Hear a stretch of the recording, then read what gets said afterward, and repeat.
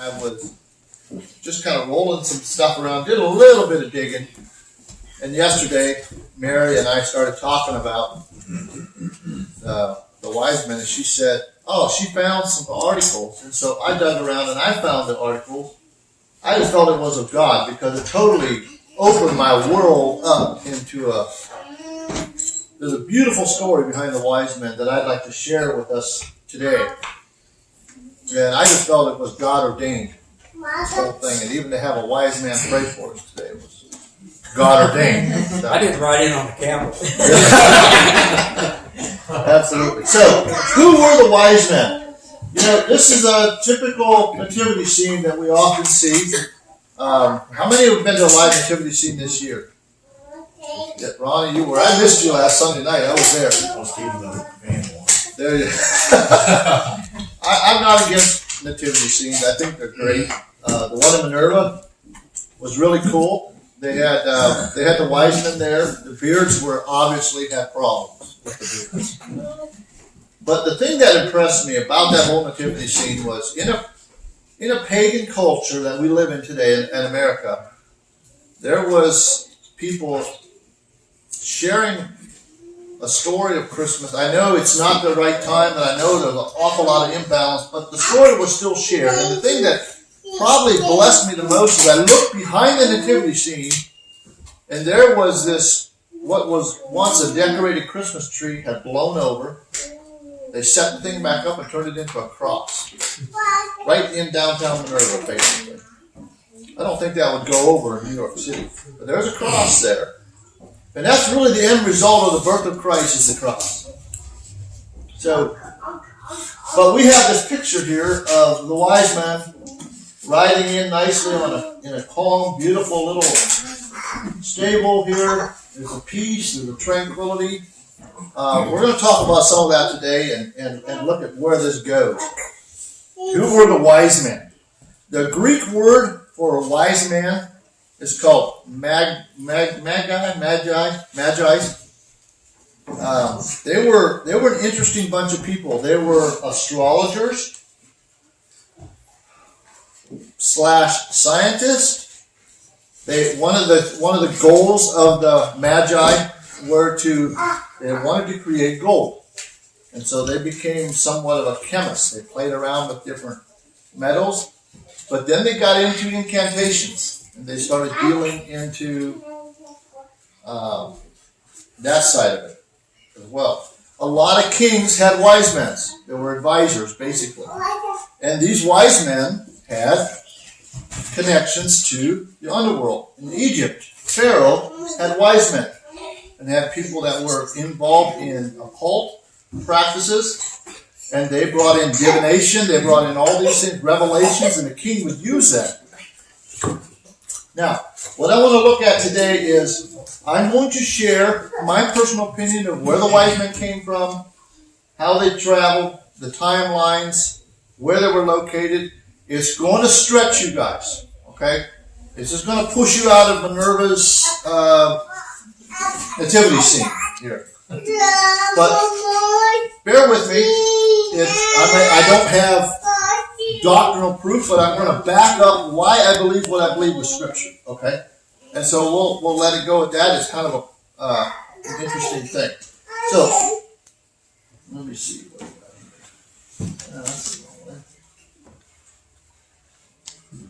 Okay, this is a map.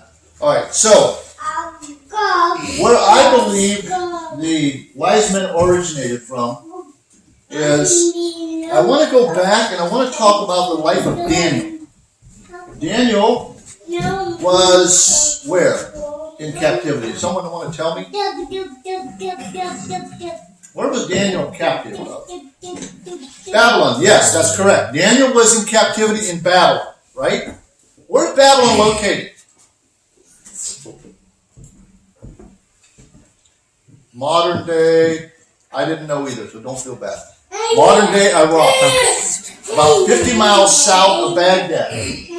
So this is the country of Iraq, and this down here is roughly where these guys are from. From this point to here is about 400 miles. Okay? Keep that in your mind. So Daniel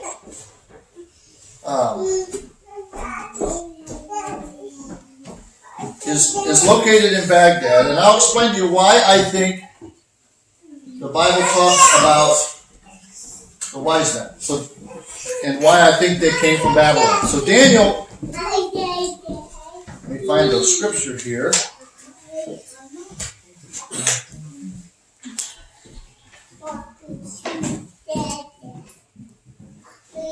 I forgot to write down where the story of Daniel is located.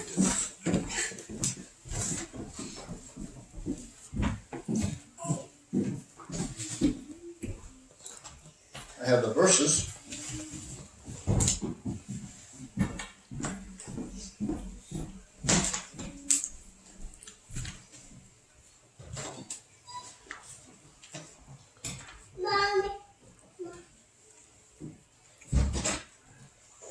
So I'm just going to tell the story then. Daniel was in captivity in Babylon, and along with a bunch of other Jews. He was a wise man there. And King Nebuchadnezzar was the king. One night, King Nebuchadnezzar could not sleep. He woke up and he had a dream. And he couldn't remember the dream, but he knew it was a really important dream. Did you ever have that happen? Did you ever have such a crazy dream that you wake up and you're out of breath and you're panting and something happened, but I don't know what it was. I can imagine he woke up and probably was in a wet sweat. I got to find out what this dream is. So he calls his wise men, and he gets them together, and the wise men are like, he says, I had this dream. I don't know what the dream is, but you guys need to tell me what the dream is in interpretation. And they're like, okay, how about you tell us the dream, and we'll give you the interpretation. And then Nebuchadnezzar goes, you guys are messing with my head. He said, you guys are blowing it. You're just stalling for time. Tell me the dream. If you don't tell me the dream, I will just kill you. And I'll make your house a dunghill, a dump. If you tell me the dream and the interpretation, I'll give you money, I'll give you wealth, I'll give you basically anything you want. And so, they're like, dude, we can't do this. Only a God is able to do this. And he doesn't dwell among us. And the king got so mad, he's like, okay, fine. You guys are dead. So, now Daniel, he's one. They have a list of the wise men, right? So I can imagine Daniel's working at his house. He doesn't know what's going on. And the king's guard comes up to him and says, hey, Daniel, I'm supposed to kill you guys. And I can imagine Daniel going, no, wait a minute. What's going on? Why do you want to kill us? He said, well, the king had a dream, and nobody wants to answer the dream. And he goes, you go back, you tell the king, give me some time, give me 24 hours, and I will pray to my God, and we will try to interpret this dream. So, that's what happens. He either goes back in person or sends word. After 24 hours, Daniel prays with Shadrach, with his two other friends, and God revealed to Daniel that dream, just as clear as crystal. And so, when God revealed to Daniel that dream, he goes into the king and he tells him, this is what the dream was. And he says, and he mentions a couple different kingdoms, and some of the kingdoms' feet are going to be mixed with clay, and some are going to be mixed with iron, and then a stone is going to come out of the mountain that's going to crush these certain kingdoms, and so one kingdom is going to have more strength in one area and be weak in another. And he tells him this whole dream, and when he's done, the king goes and says, he says, your God is really the true God. And Daniel, he gives the honor and glory back to God, and he says, now listen, this is the way it is. My God has revealed this to me. This is nothing on my own end. So, what the king does, and I think it's in Daniel chapter 2. Let me see if I can find it. What the king does is he puts him in charge over, and the text says he is in charge over all of the wise men in that city. So now we have these wise men who are under the teaching of who? Daniel, right? So they know, and Daniel prophesies about Jesus. Yes, it was Daniel chapter 2 is where it was. I'm going to read to you verse 47. Then King Nebuchadnezzar fell prostrate before Daniel, paid him honor, and ordered that an offering and an incense be presented to him. And the king said to Daniel, surely your God is the God of gods and Lord of kings and a revealer of mysteries, for you were able to reveal this mystery. Then the king placed Daniel in a high position and lavished many gifts on him. This is what the text says. He made him ruler over the entire province of Babylon and placed him in charge of all of its wise men. So now Daniel was in a position of teaching. Okay? So the wise men were under Daniel's teaching, and Daniel taught them about God. He taught them about a coming Savior, that there's going to be a Messiah, there's going to be a true God. And I have to bring in another person here at this point. And this is a very controversial person, and his name is Balaam. Now Balaam lived about along the Euphrates River, which was down in here somewhere. Balaam was a very colorful person. He was a soothsayer. And he was kind of a prophet for hire.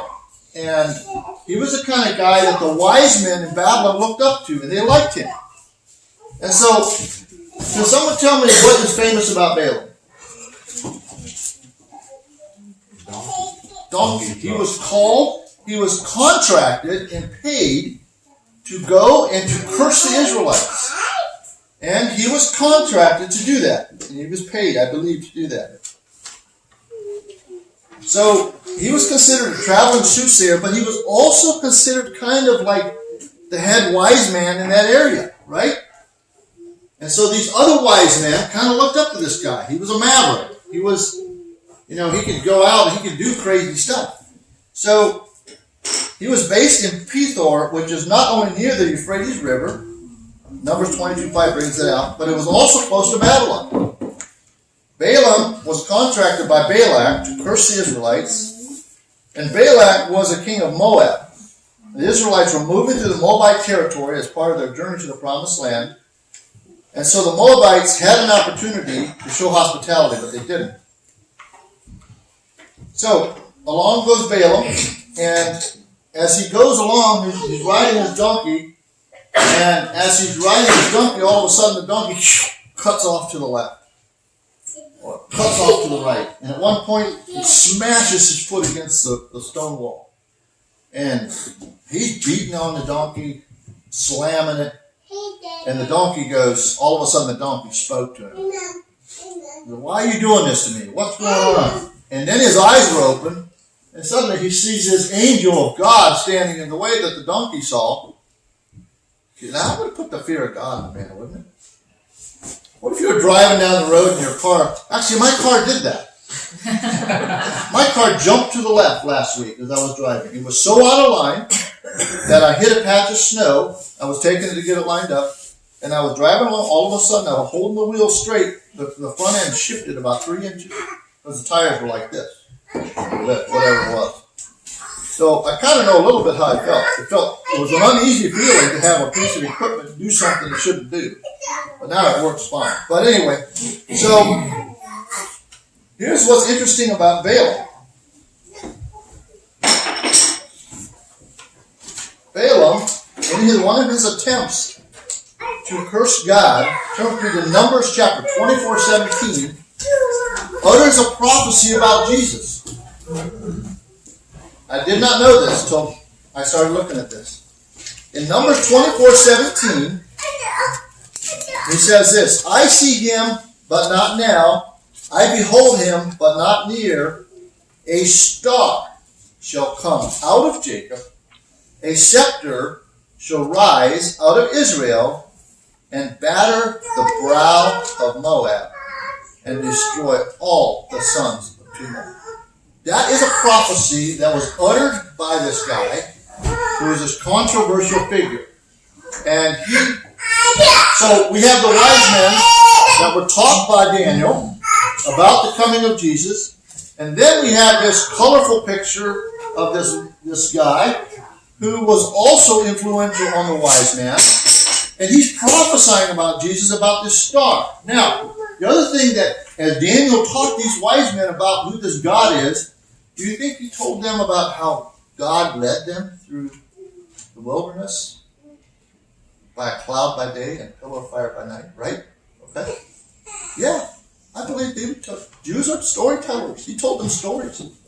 But the fascinating thing about this story is Daniel was teaching his wise men 400 to 500 years before Jesus came. That's what blows my mind. The faith of Daniel, we've been studying about faith. The faith of Daniel and his belief in God was so real and so strong that it had that much of a lasting impact. You know, I look at my life and I go, kick that out 500 years. Are my children's children going to have a passion for God's Word so strong that it will influence the county, the community, the country? That's a challenge. It's a real challenge. Now, there is one caveat to this whole thing. They lived longer back then, so it wasn't as many generations. So that did help in that sense. Okay, now we come to the birth of Jesus in Luke chapter 2. So we have Joseph and Mary. They have to go to Bethlehem. Bethlehem is south of Jerusalem. I don't have a map of that. But it's about 16 to 20 miles south, directly pretty much south of Jerusalem. They had to go there for a census. Joseph had to go back to Bethlehem and they were doing some sort of a census for tax purposes. So he's going, and they're obviously, she's great with child, so I can imagine there's a lot of people traveling on these roads back and forth out of Jerusalem. Women that are 9 months pregnant aren't going to be riding a horse 50 miles a day or 100 miles a day. The process is going to be slow. So we see Joseph coming into Bethlehem. We know the story well in Luke chapter 2. He goes in and he cannot find a place to the inn is full. I can imagine he came in late. All the other people were there already. In Bethlehem and in the hills around Bethlehem and in Israel all over, this is something that's going to probably blow our mindset up.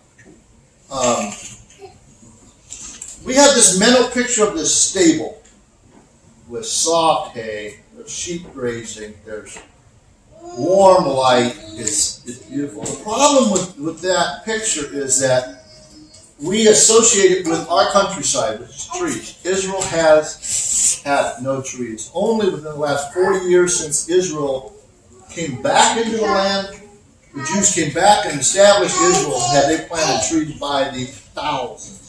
Because they see the value of trees. Israel is a place of stone and rock. Okay? So, what I believe happened was, and I believe it was close to where Herod even built his huge castle or palace, there was a cave called a shepherd's cave. Okay? Where the shepherds would bring in their sheep at night, and they would go into this cave. So, the picture is, you know, if you got a couple hundred sheep coming into a cave, what are they going to do? They're going to poop, right? It's going to stink. And it's a place to get out on the cold. There's a fire. The other thing that I took a picture of is this. This is a stone watering trough. And they had those, when I was over there, they were showing some of the forts that Solomon had. And this is what they would feed the animals with. This is more likely a picture of a manger that Jesus was born in. Stone. Okay? Hard. Cold. I'm not saying there wasn't any straw. There probably could have been some straw there. But it's not the swaddling clothes, you know, Pampers, Loves feeling you get when you look at some of these pictures. I think it was a grotesque, dirty, filthy place. The shepherds are on the hillside, right, with the sheep. they see and hear the angels. They came over and they come and worship the Christ. But nowhere in the text, in Luke chapter 2, do you even see any reference to the wise men. Somehow our culture has tied these wise men in together. In Matthew chapter 2, let's look there.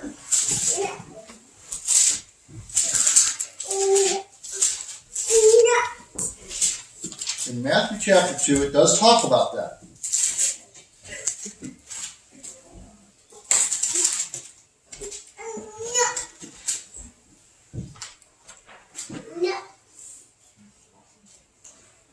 After Jesus was born in Bethlehem of Judea, during the time of King Herod, wise men from the east came to Jerusalem and asked, "Where is the one who has been born King of the Jews?" Now, what we tend to do is we go, "Oh, they're still in." So obviously it had to be at the same time. Not necessarily. These are nomadic people, and they had a. Remember, Joseph was kind of establishing his home. And they had a statement among the Jewish people at that time was that seize the opportunity. I don't know the Hebrew word for it. And historians believe that Joseph, after the baby was born, found a job. Bethlehem is considered a house of bread, which is a place where there's a lot of crops being raised. Okay, remember Ruth the Moabite? He came back. There was a lot of barley and wheat, so he was maybe involved in the planting of the wheat and the harvesting of the wheat. In the fall of the year is when they harvest. So I believe that Jesus was probably born more towards September, October than December, according to the calendar of the Jewish feast. But be that as it may, if that's the case, then he would have had a lot of work during the harvest right then, which would have got him reestablished, got him some cash flow. He could have found a house. But according to history, the wise men came approximately 2 years later. All right. And so they come into town. Now, the other thing that I find interesting is we see the wise men with the star. And this is where some of these things... Okay, so the wise men obviously recognized when Jesus was born, they recognized the star. How they did that, I don't know. This is where I don't understand. We call this Star of the East. The Hebrew word for star actually means a moving light. Okay? Which could have, and this is a could, have been the very same light that led the children of Israel by night. And so they would have recognized that. They heard about the children of Israel. They recognized this light, the star. I don't know what it was. It could have been a moving star. Whatever it is, they knew what it was when they saw it. It took them some time. Okay, so I can imagine these guys are debating. Hey, what's with this star? What's with this light? Something's moved. Something's happening. What is with that? We remember our dads telling us, this is passed down from Daniel about this king is coming. So what do wise men do? They debate, right? They talk and they get this figured out. It took them a while. Then they had to plan their trip. A 400-mile trip on camels. It's not just you don't buy a ticket and take off. It takes provisions. It takes an entourage of people. It takes planning. It takes, studying the sky or whatever, studying the text. I'm sure it took them some months to get this figured out. Then they travel. If they were traveling by day and night on a steady, plodding pace, it would have taken them a month of walking. If they were only following the star by night, now we're into 2+ months, whatever, of travel. Okay? So they come into Jerusalem. And they go there and they're asking Herod, this is, where is this king that was born, the king of the Jews? And Herod, he doesn't have a clue. He was a fake puppet of the Roman Empire. He doesn't know what's going on.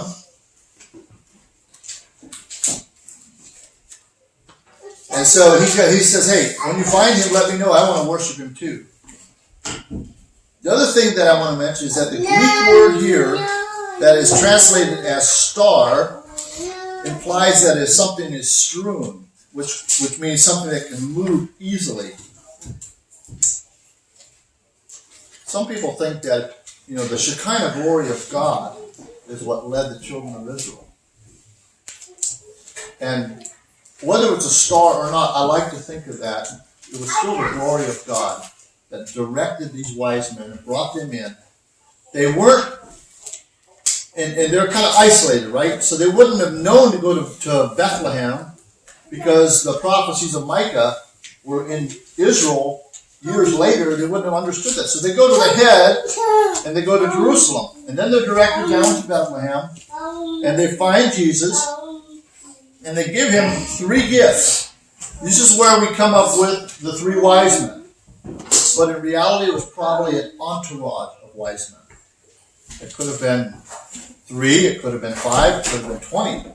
We don't know. It could have been 50.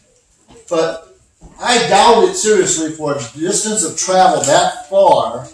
These wise men probably had servants. They probably had packed animals with food. They're on a camel. They've got cooks. They've got butlers. That's how these guys operated. They weren't poor little waifs here. These guys were intelligent, Harvard graduated people or whatever.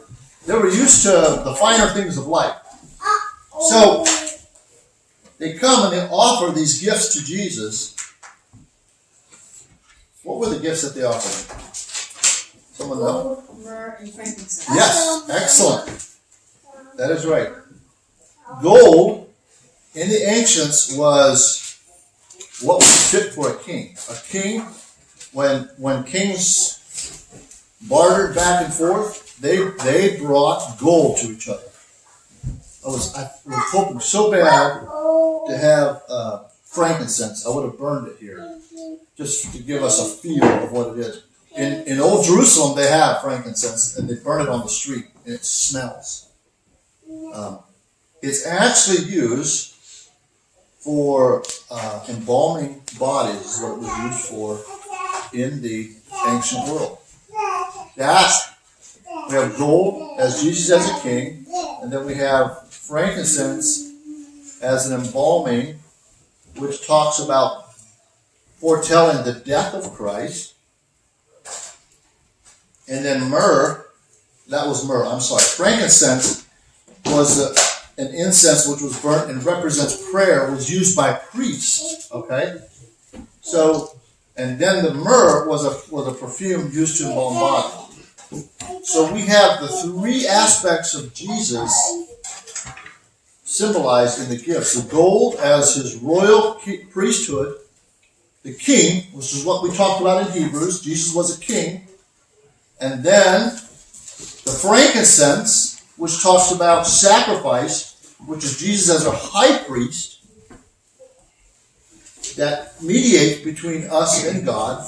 And myrrh, which talks about the death of Christ, which our sacrifice was Jesus Christ. Isn't that beautiful? I love that. I love that symbolism that is there.